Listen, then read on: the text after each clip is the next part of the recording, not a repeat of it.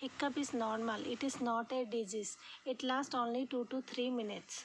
If hiccup persists 2 to 3 days continuously, then it may be a sign of internal disorder.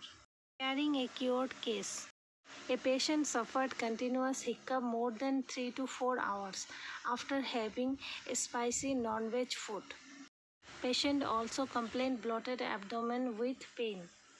The hiccup was more bothering him. Here the spicy non-veg food causes acidity and hiccup.